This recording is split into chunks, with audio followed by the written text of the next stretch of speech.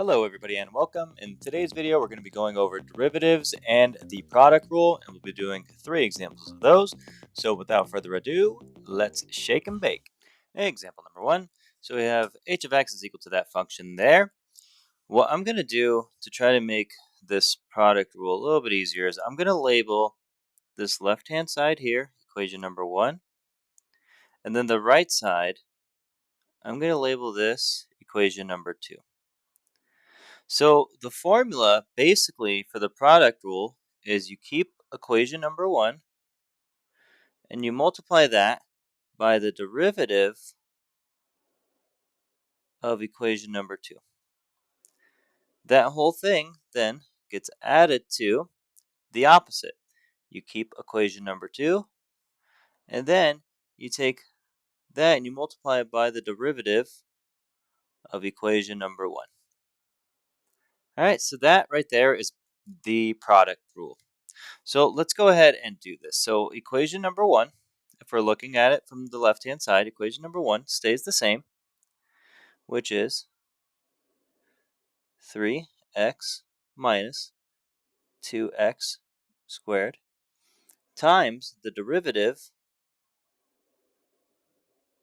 of equation number 2, which is 5 plus 4x. And then that gets added to equation number 2, which stays the same,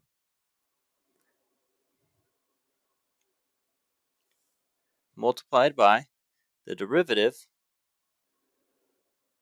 of equation number 1, which is 3x minus 2x squared, like that. Okay, so let's go ahead and simplify this from left to right. So this stays the same, 3x minus 2x squared times the derivative of 5 is 0. The derivative of 4x is 4, just like that. And that is going to be added by equation number 2, stays the same, 5 plus 4x. And then the derivative of that blue equation right there, 3x is 3 minus 4x. All right, so that's the derivative there. Now all we have to do is simplify. So 4 times 3x is 12x. And then that's going to be negative 8x squared plus 15 minus 20x plus 12x minus 16x squared. All right, now let's combine like terms. So let's start with our x squared values, which is those two there. What we get is negative 24x squared. Those are going to cancel. Now let's look at our x's. We have 3 different terms, and when we add those together, what we get is positive 4x. So now those have been taken care of. And the last thing here is our constants, which is, we only have one, which is 15. So we go ahead and add that on the end. All right, so now we know that our derivative, h prime of x, is equal to negative 24x squared plus 4x plus 15. Therefore, this example is complete. Example number 2. So we have y equals 3x squared times sine of x. What I'm going to go ahead and do first is label my equations. 3x squared is going to be equation number 1. Sine x is going to be my equation number 2. And we're going to go ahead and repeat the same process. So for the product rule, equation 1 in the beginning stays the same. 3x squared. And that's going to be multiplied by the derivative of equation number 2, which is sine of x. And we're going to go ahead and add that to equation 2, stays the same, sine x times the derivative of equation number 1, which is 3x squared. Okay, so continuing on, 3x squared stays the same, so we're just going to write that down, 3x squared. The derivative of sine of x is cosine of x plus sine of x, because that's going to stay the same, times the derivative of 3x squared is 6x. All right, so let's go ahead and simplify this a little bit. So we have 3x squared cosine of x plus 6x sine of x. All right, this could be your final answer. We're just going to take it one step further. We're going to factor out 3x from everything in there. So when we do that, we'll get x cosine of x plus 2 sine of x.